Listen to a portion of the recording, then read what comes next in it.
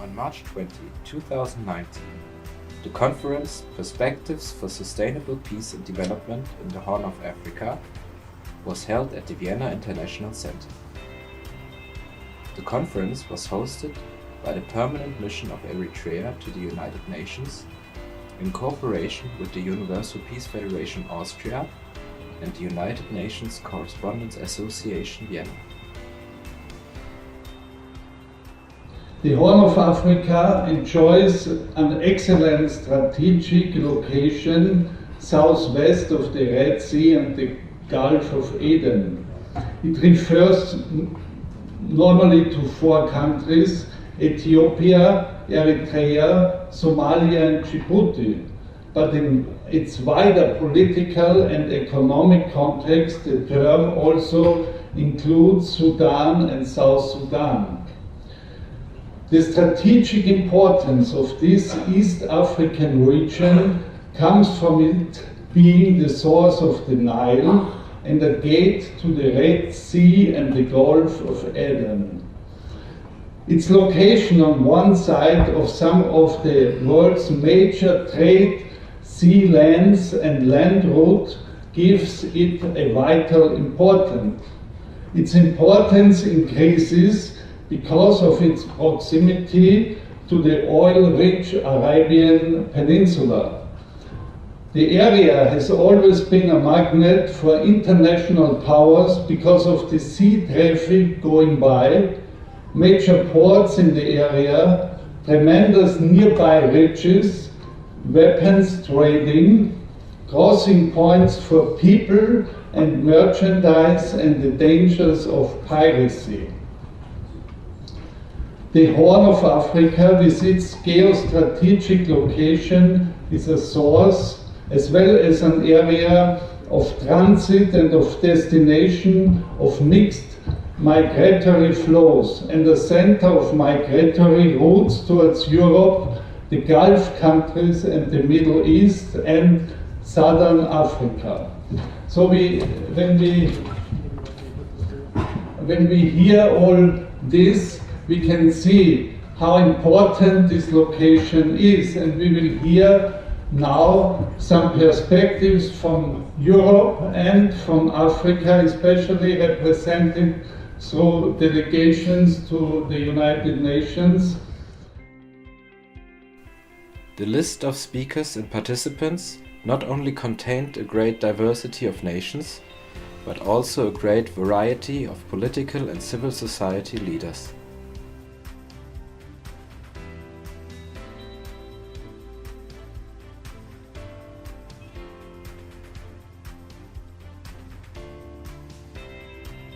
The conference concluded with the presentation of a letter of appreciation to the Ethiopian Prime Minister and the President of Eritrea, handed out to Mr. Abdul Kadi Hamdan from the Permanent Mission of Eritrea to the United Nations. The summit between Eritrean President Isaias Afwerki and Ethiopian Prime Minister Abiy Ahmed in the Eritrean capital, Asmara, marked the first time that the neighboring heads of a state met in nearly 2 decades.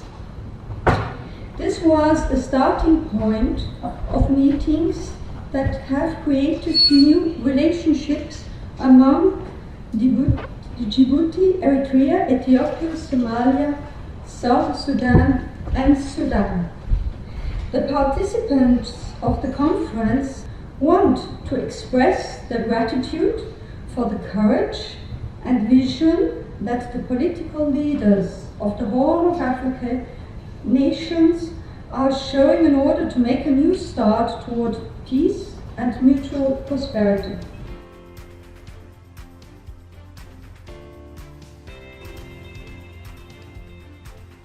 Excellencies, ladies and gentlemen and dear colleagues, it is indeed a great honor to welcome you to this conference on perspectives for sustainable peace and development in the Horn of Africa. Thank you very much for inviting me to say a few words on behalf of the United Nations Information Service, and my special thanks to the Permanent Mission Eritrea, the United Nations and the permanent missions of other Horn of Africa countries for organising this conference here. 2019 is a very special year for us as we celebrate the 40th anniversary of the Vienna International Centre. The buildings and even the furniture may be have a little bit of a retro feel to them, but I can tell you that the work that goes on here and from here is truly cutting edge, and it's highly relevant to the theme of your event today. United Nations Secretary General Antonio Guterres has said our world is undergoing a stress test. Geopolitical divisions, growing inequality, increasing intolerance, and declining trust are among the biggest challenges of our time. Add to this climate change and record numbers of people moving in search of safety and protection. But the Secretary General has also repeatedly said there are signs of hope. After the peace treaty between Eritrea and Ethiopia was signed in July last year, he said the declaration on peace and friendship signed by the leaders of the two countries after 20 years of conflict and stalemate was an example of political courage that is already having a positive effect throughout the region. The Secretary General commended the efforts of the leaders of both countries to achieve sustainable peace and good neighbourly relations. He said that has a very important meaning in a world where we see, unfortunately, so many conflicts multiplying and lasting seemingly forever. And as your conference clearly recognises, the peace agreement between Eritrea and Ethiopia is also an important cornerstone for sustainable development in the region and beyond. Each country and every individual has a role to play in achieving the 17 Sustainable Development Goals and ensuring no one is left behind. Your very presence here today in great numbers underscores your commitment to this endeavour. Ladies and gentlemen, thank you very much once again for attending this important conference here at the United Nations in Vienna. A conference on how to further enhance sustainable peace and development in such a decisive geostrategic location. The Secretary General has said there is a wind of hope blowing in the Horn of Africa, a wind of hope blowing in the Horn of Africa. And it's encouraging to see you also have that wind in your sails today. So I wish you every success with your conference, and thank you very much for having me here today. Thank you.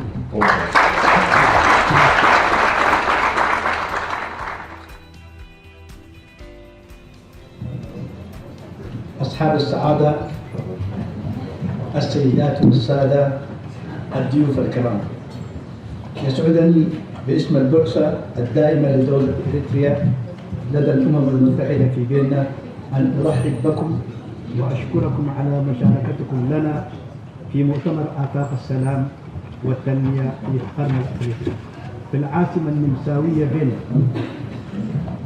مدينة فيينا للمرة العاشرة على التوالي تم تصنيفها المدينة الأفضل للعيش فيها بين مدن العالم. الضيوف القادمون من خارج النمسا نتمنى لكم إقامة طيبة في هذه المدينة الجميلة. السيدات والسادة، لا يستغيب أن أستهل كلمتي في هذه المناسبة. في هذه المناسبة الهامة دون الإشارة إلى التطورات الإيجابية المتسارعة في منطقة القرن الأفريقي التي تستمد أهميتها أساساً من ارتباطها الوثيق بالبحر الأحمر، وتعتبر واحدة من المناطق الاستراتيجية بالغة الأهمية في التقسيم الجيوبوليتيكي للعالم، فقد استحوذت طيلة التاريخ القديم والحديث على أهمية محورية في حركة المواصلات البحرية، علاوة على امتلاكها لعوامل جذب داخلية. السيدات والسادة، بعد توقيع اتفاقية السلام بين إريتريا وإثيوبيا في 8 من يوليو 2018 في العاصمة الإريترية أسمرة، لابد من تسليط الضوء على آثارها وانعكاسها الإيجابي على منطقة القرن الأفريقي. إن جهود السلام الجارية في الشهور العشر الماضية في القرن الأفريقي تؤسس لمرحلة جديدة من العلاقات بين دول المنطقة: إثيوبيا، إريتريا، الصومال، السودان، جنوب السودان، جيبوتي. التقارب والانفتاح الواضح الذي لمسناه في الفترة الأخيرة بين دول القرن الأفريقي والعمل المشترك على طي خلافات الماضي بطريقة فعالة في توافق تام وفي ظل الاحترام التام لسيادة الدول وسلامتها، والتقيد بمبدأ عدم التدخل في الشؤون الداخلية للدول. هذه الموجهات أثمرت عن فتح إثيوبيا وإريتريا رسميا الحدود البرية الفاصلة بين البلدين بعد إغلاقها منذ عقدين من الزمن على خلفية الحرب اندلعت بين البلدين الشقيقين في الفترة ما بين 1998 حتى عام 2000، لتعلن بذلك أسبر وأديس أبابا إنهاء واحدة من أطول المواجهات العسكرية في أفريقيا. السيدات والسادة، اسمحوا لي أن أبين نقطة هامة تعلمونها جميعا تتعلق بالمعلومات الخاطئة التي كانت تنشر هنا وهناك في وسائل الإعلام العربية والإقليمية والدولية حول الخلاف الإثيوبي الإريتري، وهي بالتأكيد تحتاج منا إلى تصحيح حتى لا تشكل عقبة في طريق السلام. منها على سبيل المثال القول أن قضية الحدود كانت السبب في إشعال الحرب بين إريتريا وإثيوبيا. في الواقع لم تكن هنالك مشكلة تتعلق بالحدود بين إريتريا وإثيوبيا، لأن قضية الحدود الإريترية الإثيوبية التي حسمت قانونيا مرة وإلى الأبد في عام 2002، فإن قرار مفوضية ترسيم الحدود حسم المشكلة، وكان موقف إريتريا واضحا وصريحا حول هذه المسألة. فالقرار واضح، والمفوضية عملت جاهدة لإغناء الأشقاء في إثيوبيا في عهد الحكومة السابقة في إثيوبيا من جهة، والمجتمع الدولي من خلال مجلس الأمن للعمل من أجل تنفيذ القرار وترسيم الحدود بين البلدين الشقيقين من جهة أخرى. ثم لجأت المفوضية إلى ترسيم أرقى وأكثر تطورا بوضع علامات على الحدود، وهو الترسيم الرقمي الذي حسم كل شيء. وإذا نظرنا إلى البلدان الأفريقية التي ورثت حدودها من الاستعمار لا توجد هناك علامات على الحدود، مع ذلك تلك الدول تتعايش مع بعضها البعض بسلام. لذلك لم نرى من جانبنا مبررا منطقيا للنزاع والاقتتال بين الأشقاء حول الحدود بين إريتريا وإثيوبيا، ولا يوجد أصلا سبب للخلاف. لهذا كنا نرى دائما أنه لا يوجد أي مبرر عقلاني في الذهاب إلى الحرب بسبب اختلاف الحدود، حيث يمكن حل هذه المشكلة بالطرق القانونية والمشروعية، وهذا ما حدث بالفعل. مع ذلك نستطيع أن نقول تجاوزنا هذه العقبة وعادت المياه إلى مجاريها الطبيعية بعد توقيع اتفاق السلام بين إثيوبيا وإريتريا في أسمرة في 8 يوليو 2018. كان هذا التوقيع بالتأكيد حدث تاريخي بعد حالة لا حرب ولا سلم التي استمرت عقدين من الزمن بين البلدين الشقيقين، خسر فيها البلدان آلاف من الضحايا ومئات الملايين من الدولارات. هنا تجدر الإشارة أيضا هذا التحول لم يأتي من فراغ، بل جاء بعد 100 يوم فقط من تسلم رئيس الوزراء الإثيوبي الجديد الدكتور أبي أحمد السلطة في إثيوبيا بعد 2 أبريل 2018. وفي أول خطاب له أمام البرلمان الإثيوبي أعلن اعتراف إثيوبيا باتفاقية السلام بين البلدين الموقعة في الجزائر عام 2000، كما أعلن قبول إثيوبيا بقرار مفوضية ترسيم الحدود بين البلدين وإنهاء حالة الحرب مع إريتريا. هذا ما كنا نطالب به في السنوات ال20 الماضية. لن نبالغ عندما نقول إن إعلان رئيس الوزراء الإثيوبي الدكتور أبي أحمد أزال الجليد، واعتبر إشارة على إنهاء أكثر نزاعات القرن الأفريقي دموية على مدى أكثر من عقدين من الزمن. السيدات والسادة، لم تمضي أيام بعد إعلان الدكتور أبي أحمد حتى أن أعلن الرئيس الإريتري السياسي أفريقي أن إريتريا سترسل وفدا رفيع المستوى إلى العاصمة الإثيوبية أديس أبابا لبحث التفاصيل، كما رد الرئيس الإريتري التحية بأحسن منها عندما قال في كلمة على التلفزيون الرسمي الإريتري إن إعلان الدكتور أبي أحمد يوم 5 يونيو 2018 يعد فرصة لتلبية رغبة الشعبين الإثيوبي والإريتري في السلام، وأن التغيير الذي حدث في إثيوبيا يجعل ذلك ممكنا. السيدات والسادة، هذا التحول فتح نافذة أمل تطل على القرن الأفريقي، فالأمر لم يعد فقط سلام بين إثيوبيا وإريتريا كما أشار سعادة السفير جيبوتي، بل يتعدى ذلك أن يرى هذا التطور تحسنا عاما لعلاقات بلدان المنطقة، وهذا ما انعكس على أرض الواقع في اللقاءات الثنائية بين الرئيس الصومالي والإريتري في مقديشو من جهة، والرئيس الجيبوتي والإريتري في جدة، والرئيس الإريتري مع رئيس جنوب السودان في أسرع عجوبة. وغريبا نأمل أن يتم اللقاء بين الرئيس السوداني والإريتري من جهة أخرى. إن نافذة الأمر هذه هي في غاية الأهمية، والتحول من العداء إلى الصداقة ومن القطيعة إلى الشراكة في المشاريع التنموية يشكل تقدما حقيقيا نحو السلام، ويقطع الكثير من الماضي، وهو أمر لا يختلف اثنان على أثره على الدولتين الجارتين إريتريا وإثيوبيا بالخصوص، وعلى منطقة القرن الأفريقي ككل، ولن تكون القارة الأفريقية محل استثناء من أثر تلك التحولات نحو السلام. السيدات والسادة، السلام سيعزز فرص التعاون بين دول القرن الأفريقي لمواجهة التحديات المشتركة.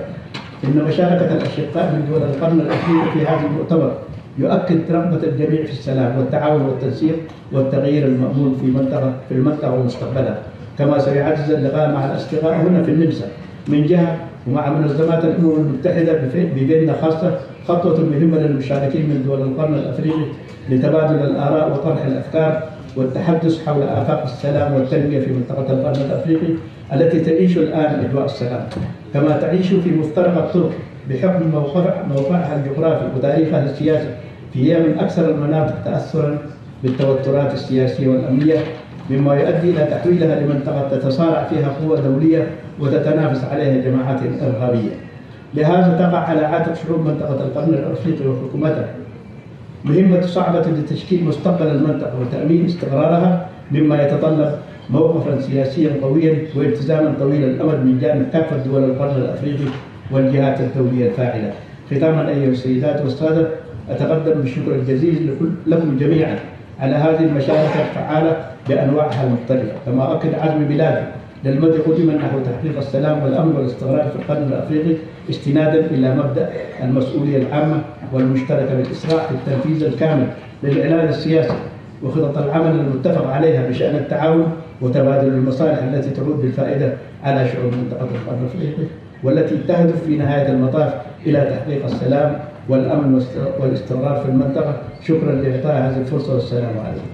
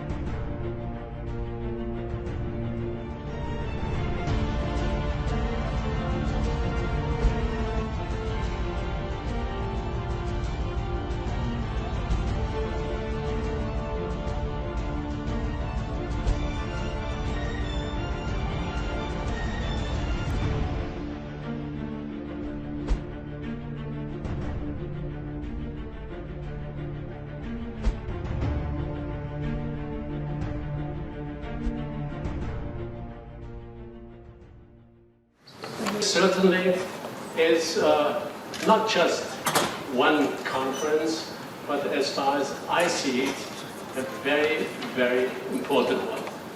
And it's also underlined by the presence of it. I think it is important because the awareness in Europe and also in Austria is not adequate to the importance of the regions, not adequate to the importance of the matters, the issues, and the developments. And you can see it, I mean, if you just open any paper. I brought two papers with me. The one, it is a very prominent German-speaking paper, a Swiss paper, the Neue Zürcher Zeitung, and it shows a paper, it shows a picture between an African president and President Xi Jinping. And there also was this underlining Europas lähmende Angst vor Afrika. Europe's flaming fear for Africa. And what the article says is that almost everything in Europe at the moment is concentrated just on the migration issue. That, of course, the demographic aspect is highly important. I mean, if you just look to the development, the demographic development of the African continent, this is more than fascinating. When I went to school, Africa had a number of inhabitants that was a little bit more than 1/3 of Europe. 1/3 of Europe. 200 million people around in 1950. At the moment, we are in a completely different situation. Europe has not changed very much. We still have between 600, 700 million people, but Africa has already 1.2 billion people, and insofar has the double size of Europe if you look to the inhabitants. And if you look to the forecast for the coming years, you will see that already until 2050, it might double once again. 2.5 billion people. And at the end of the century, of course, nobody can make a very good forecast, but it is somehow predictable. It probably will be in between 4 billion and 4.5 billion people. And what does it mean? Of course it means that there is a demographic movement, and that we have to be aware of what is coming, and that people maybe also fear that this will be just a big stream of immigrants and so on. But this is only one little aspect, and only one little aspect that is dependent on the development of the continent as it is. And it will be dependent also whether Europe will be able to take the right measures, to take the right steps in order to bring the development into the right direction. What I see is, that at the moment still, not only this region, but also the central developments on the globe are underestimated. I usually, or very often, I show a map where the maritime center of the world in the classical period was the Mediterranean. More or less the whole cultural and economic development, political development went around the Mediterranean. It was already a European, African period, you could say. And then, 500 years ago, this changed. With the beginning of the modern age, with the discovery of America, everything changed, and the Atlantic became the center of the world, the center of development. And in the 21st century, this will change once more, and this will change again. It's not the Atlantic, and it will not be the Pacific that is at the center, but it will be the Indo-Pacific. The Indo-Pacific is this region from the Red Sea to the Yellow Sea, comprising the Indian Ocean and the Western Pacific. Just divided sort of a little bit through Southeast Asia. But already now, more than 60% of the whole traffic, the maritime traffic, goes through the Indian Ocean. And 70% of the oil shipments go through the Indian Ocean. And insofar, this region from the Red Sea to the Yellow Sea will be the center of economic and political development. It will be decisive also for the future of ruling, governance, whatever the systems in the world. And insofar, of course, especially the Horn of Africa will have a decisive function, because this is not only the western end of the Indian Ocean, it is also the entrance between Indian Ocean and the Mediterranean, which means between this central region of the future and the European continent. And it is also, as Peter Heider already told us very clearly, a strategic center for energy and many more things. And now we are therefore confronted not only with turbulences in this region, we are more or less used to. And not just by chance. Because if you have a continent where the increase of the population is as such, you know, that the population doubles within a few decades, of course, not even the best governments would be able to provide enough jobs for those people. And insofar, this is not something that you can manage like in some European region or whatever. Of course, this is a challenge, and a challenge that means not only to be a big challenge for the states themselves, but also for the whole world, and especially for the Europeans, because no other continent is linked so clearly and so closely to Africa as the European continent. And insofar, this is our challenge and our task. And what we have to try is not only to look at it and feel some developments. Of course, you always everything that is new brings turbulences. This is pretty clear. But you also have to look at it from the chances, from the opportunities, from the possibilities you have, from the challenges that bring some goods for yourself. And if I just take the Horn of Africa states, named by Peter Heider, Ethiopia, Eritrea, Djibouti, Somalia, Sudan, South Sudan. Who is aware that only this area has more than 40% of the area of the whole of Europe, the whole of European continent, and also the inhabitants? Already 200 million people are living over there in those countries, which means around about 40% of what European Union is. And insofar, we also have to look at it as not only as a market, but as a, let me say, as a place of exchange of ideas, of developments, of what is going on. This region will open the Indian Ocean and the Indo-Pacific for the Europeans. Let's look at this region from this point of view, and then we will be able to influence it. Of course, we also have to contribute. I myself, I had the privilege in the past, when there was this divorce between Sudan and South Sudan, to assist in this process by inviting people, ministers from the north and the south. Mr. Sharif remembers very well. We went to Baden, and we made conferences in Khartoum, and in Addis Ababa, and in Vienna, and anywhere in order to discuss the problems that came up. And of course, nobody can say what was the real contribution, what was decisive. But I'm sure that this was a fruitful contribution to this process of understanding.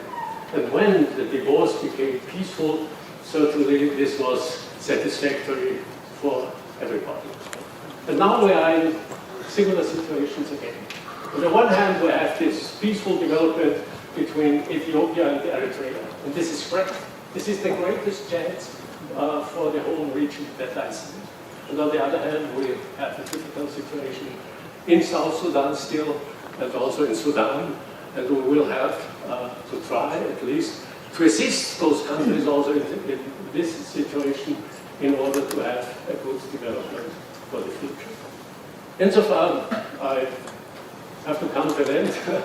I was too long already. I just wanted to say, let's look at the African continent, not only from the perspective what we can get out of it, but what can this region contribute to the world and also for the Europeans. And I can tell from my own experience, it is a lot. And it will be even more in the future.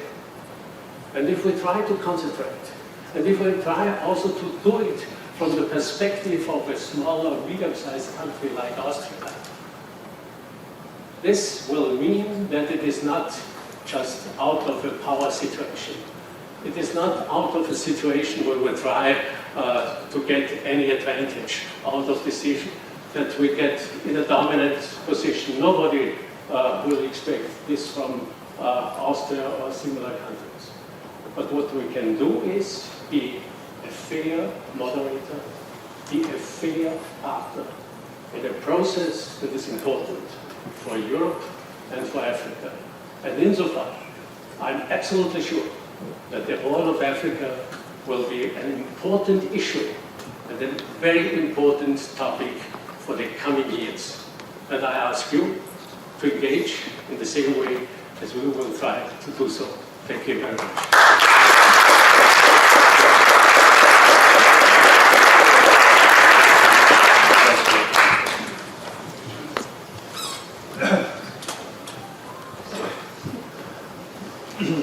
Thank you, Dr. Faslan.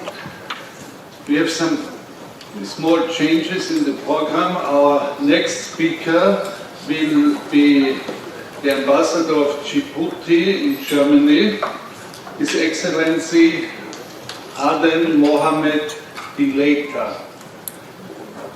Mr. Ambassador, the floor is yours.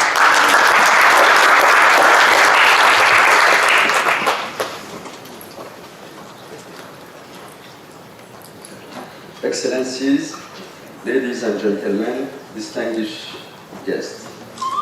Thank you very much for your invitation for this important event. First of all, I want to thank His Excellency Mr. Abdulkadir Hamdan from the Eritrea Permanent Mission to UN in Vienna and Mr. Haider for having organized this great initiative. I'm very happy to represent my country, Djibouti, the smallest one in the Horn of Africa, but a country which plays an important role in the region in terms of peace process and piracy fighting. Because of its strategic location on the one of the busiest trade routes in the world, Djibouti had the obligation to serve as a hub for trade and commerce in the for its partners and neighbors in the region. In order to fulfill our obligation, we have invested tremendously in our infrastructure over the last 10 years. We built 4 new ports and electrified railways together with Ethiopia and the biggest free zone in Africa. We are strongly committed to the development of economic integration in the region and cooperation with our neighboring countries. The goal of sustainable development in the Horn of Africa region is a paramount important in order to bring prosperity and well-being for its population. Therefore, peace and cooperation between our neighboring countries is a priority that we must all achieve. The population in the different regions in the Horn of Africa share a long common history. They are connected through the same or similar culture and often share the same languages. Many ethnic groups live on 2 sides of one border. There are often family ties which go across borders. For example, people from my own tribe, the Afar, live in 3 countries, Djibouti, Ethiopia and Eritrea. The second community, Somalians, are living in Kenya, Ethiopia and Somalia. This shows that they are, at the end, we are all one big family. Every positive development which has the potential to ease existing problems and reduce conflict is highly welcome to the people in our countries.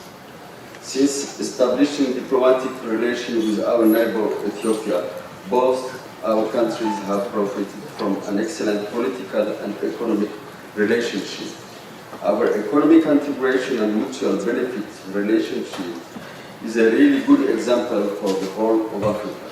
As you know, we get 65% of power from Ethiopia, and we organize a pipeline to get drinking water from Ethiopia.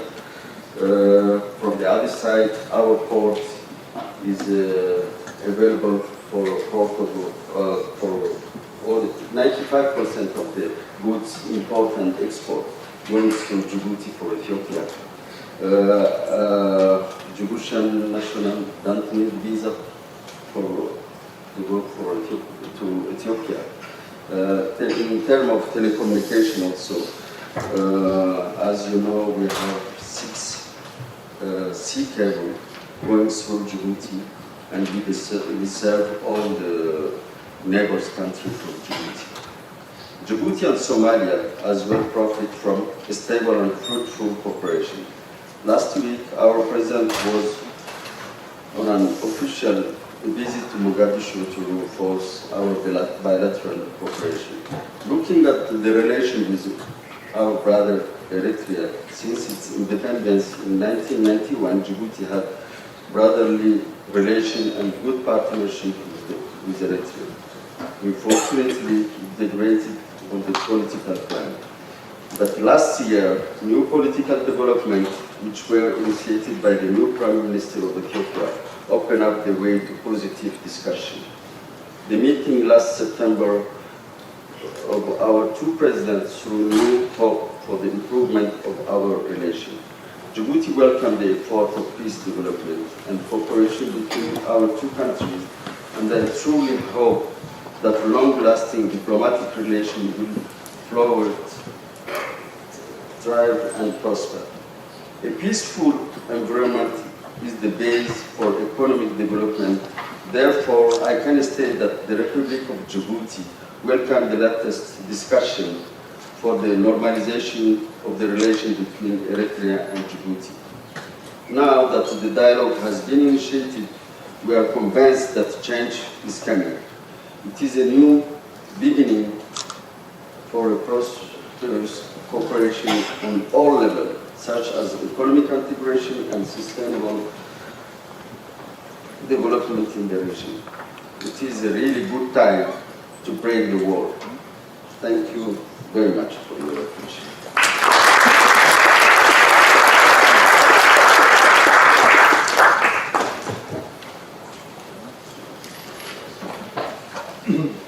Thank you, Ambassador.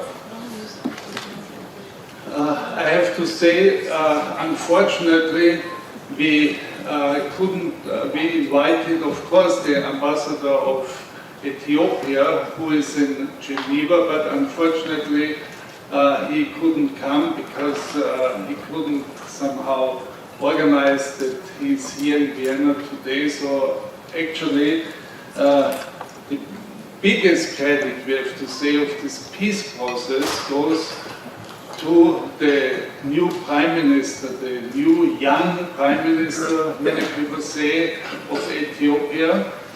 And so we should never forget, we will see him now also on the pictures with the President of Eritrea. And it is now my great pleasure to welcome His Excellency Abdul Qadir Hamdan, who is the representative of the permanent mission of Eritrea to the UN in Vienna. And I have to say he is a European and African in many ways, because he comes from Eritrea. He was educated in Italian missionary school. Later, he was a freedom fighter. Later, he came to Germany. He worked for German news outlets for many years. And then later, he worked again for his country. He's a German citizen and has an Eritrean diplomatic passport. So he's quite an interesting person. And he will speak now, and he will speak in Arabic. German and English very well, but challenge us a bit and we'll show that he's from this continent, he will speak Arabic. So you can use your voice.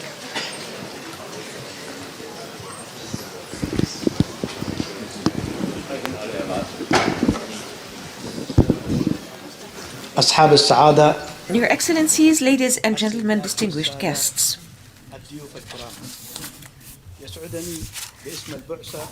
I am pleased on behalf of the permanent mission of Eritrea at the United Nations in Vienna to welcome all of you and to thank you. We lost the sound, the microphone is off.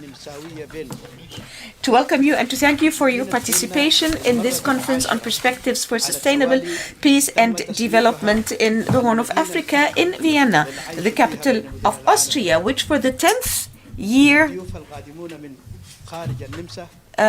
consecutively has been classified the most livable city in the entire world. Ladies and gentlemen, I cannot forget to begin my statement on this very important occasion. I must not forget mentioning the accelerating positive developments in the Horn of Africa, which is whose importance is derived from its close connection with the Red Sea and is one of the most important strategic regions in the geopolitics of the world. It has enjoyed an axiomatic importance throughout ancient and modern history in maritime transportation, as well as enjoying intrinsic attractions. Ladies and gentlemen, after the peace agreement between Eritrea and Ethiopia was signed on July 8, 2018, in the Eritrean capital Asmara, we need now to highlight its effect and its positive reflection on the region. The current peace efforts over the past 10 months in the Horn of Africa lay the foundation for a new stage of relations between the regional states, Ethiopia, Eritrea, Somalia, Sudan, South Sudan, and Djibouti. The rapprochement, the clear openness that we have noticed in the recent months between the states of the Horn of Africa, the joint effort to turn a new page beyond the disputes of the past and to work effectively with consensus and in light of full respect for national sovereignty and territorial integrity, abiding by the principle of non-intervention in the internal affairs of states. All of these indications were a result of the official opening of the land border between Ethiopia and Eritrea after having been closed for 2 decades on the background of the war between these two states between 1998 to 2000. And thus Asmara and Addis Ababa announced the end of one of the longest military confrontations in Africa. Allow me here to point out a very important point that we are all aware of concerning false information that are spread in some Arab regional and international media about the causes of the Ethiopian-Eritrean dispute. This needs correction so that it would not be an obstacle in the path of peace. For example, some say that the border issue was the cause for the war between Eritrea and Ethiopia, but in fact there has never been a problem concerning borders between the two states, because the question of the Eritrean-Ethiopian borders was legally settled once and for all in 2002 because the decision of the Boundary Commission settled the problem and the position of Eritrea was clear and well stated on this question. The resolution was clear as well. The Commission sought to convince the brothers in Ethiopia during the previous regime and the international community through the Security Council to work in order to implement the resolution and to demark the borders between the two states. And then the boundary, the Commission carried out a more sophisticated demarcation by placing markings on the border. This digital marking settled everything. If we look at the the African states that have inherited their borders from the age of colonialism, where there are no markings for the borders, yet we find them coexisting together peacefully. Therefore, we never saw a rational justification for a fight between the two brothers over borders between Eritrea and Ethiopia. And there was never a reason for the dispute or a rational justification for war over a border dispute, since these issues can be resolved legally and through legitimate means. And this is what has happened, and we can now say that we have gone beyond that stage and things are back to normal after the signing of the peace agreement in Asmara on July 8th. And this was a historic incident after a state of no war, no peace that continued for 2 decades, during which the two countries lost thousands of victims and hundreds and millions of dollars. We should also mention that this transformation did not emerge out of a vacuum. It came 100 years after the new Ethiopian Prime Minister took force. Dr. Abiy Ahmed took office on April 2nd, 2018, and in his first statement before the Ethiopian Parliament, he announced the Ethiopian recognition of the peace agreement signed in Algeria between the two countries in 2000, and Ethiopia's acceptance of the decision of the Boundary Commission and the ending of the state of war with Eritrea. This is what we had been calling for, and it is no exaggeration to say that that announcement by Dr. Abiy Ahmed melted the ice and was an indication of the end of one of the most bloody African conflicts over 2 decades. And only a few days passed after the declaration of Dr. Abiy Ahmed when the Eritrean president Asias Afwerki announced that Eritrea will send a high-level delegation to Addis Ababa to discuss the details, and the Eritrean president also responded in kind when he announced over TV that Dr. Ahmed's announcement is an opportunity to fulfill the wish of the two peoples for peace, and that the change that took place in Ethiopia makes that possible. This transformation opened a window of hope over the Horn of Africa, so that it was no longer merely a peace between Ethiopia and Eritrea. It has led to a general improvement in the relations between the states of the region, as was reflected in bilateral meetings between the presidents of Somalia, Eritrea in Mogadishu, the presidents of Djibouti and Eritrea in Jeddah, the presidents of Eritrea and South Sudan in Asmara and Juba, and hopefully we will soon witness a meeting between the presidents of Sudan and Eritrea. This window of hope is very important. This transformation from enmity to amity is a true progress towards peace, which is not a subject of dispute about its importance to the entire region and the continent. The entire continent will not be an exception concerning the effect of this transformation towards peace, and this movement towards peace will enhance the opportunities for cooperation between the Horn of Africa states, and the participation of those states in this meeting is a reaffirmation of their wish for coordination and a better future. This meeting also will be an important step for the participants to exchange ideas and talk about the prospects for peace and development in the region, which is in a crossroads of the world because of its geographic location and political history. So it is one of the areas that are most affected and influenced by political and security tensions, and can turn into a region where international forces and terrorist groups are competing and fighting. So it is our responsibility to form the future and its stability, and to forge a strong political position. And I thank all of you, and I express our determination to proceed along the path of peace, security, and stability based on the principle of common and shared responsibility, in order to accelerate the full implementation of the political declaration and plan of action concerning cooperation, and cooperation that will lead to benefits for all the peoples of the region, in order to achieve security, peace, and stability in the region. And I thank you for your attention. Our next speaker is an Austrian. He is Ambassador Dr. Andreas Melan. Mr. Haider, also permanent representative Hamdan, thank you very much for this invitation, and let me congratulate you that this is an extremely important conference. It comes timely. The issue is on the agenda in Brussels, and we are discussing the developments of the Horn of Africa frequently.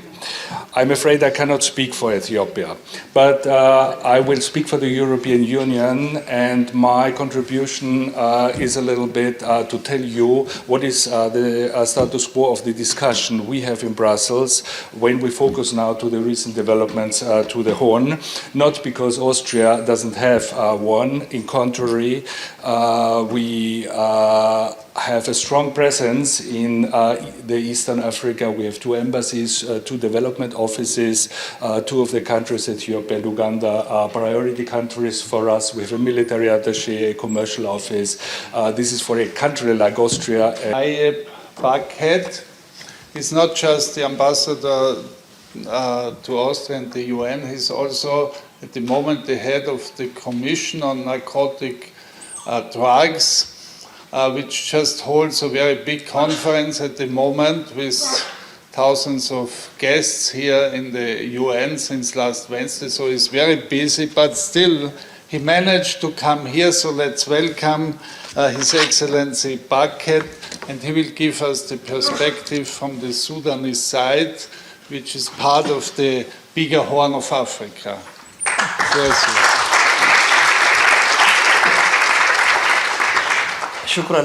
Thank you indeed. Ladies and gentlemen, good afternoon. At the outset, allow me to express my deep appreciation addressed to all those who contributed to the organization of this important event, which culminates a series of major efforts made by missions representative of member states of the Horn of Africa, so as to guarantee that this event allows to highlight the importance of this region, rich in ethnicity, cultures, human resources, and major economic riches. This region is a maritime and commercial lane of the utmost importance both in the past and currently. It is positioned in a very strategic location to the southwest of the Red Sea and the Aden Gulf.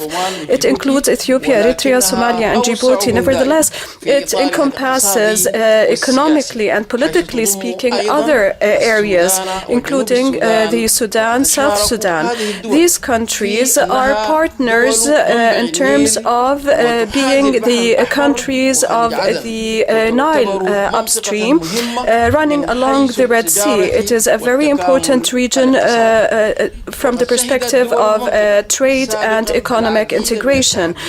It has faced a number of challenges ever since the end of the colonial era, closely linked to the security of the region.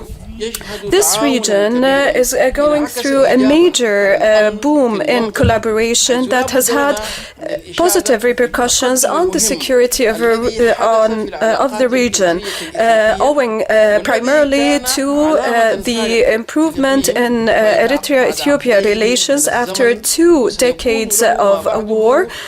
Undoubtedly, it will further have positive repercussions on the peoples of the 2 countries and the larger region.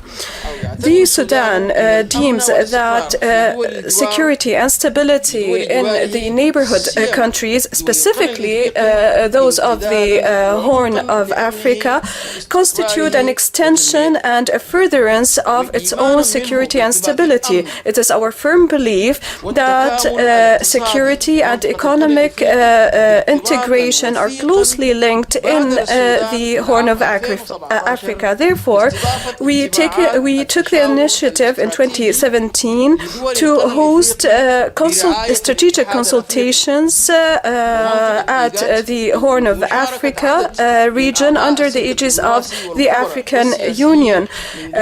This witnessed the participation of high-ranking diplomats, experts, and politicians from within the region. And it held a number of meetings on security, peace, stability, cooperation, and development in the Horn of Africa, whereby it called upon African leaders to put in place a strategy that would realize peace, development, stability, and cooperation in the Horn of Africa region. Equally, the Sudanese efforts sponsored negotiations in southern Sudan. It is our belief that stability in that country is of the utmost importance. We are bound to that country with blood ties, social, ethnic, ethnic ties that go well beyond the mere geography of the country and the official government in power.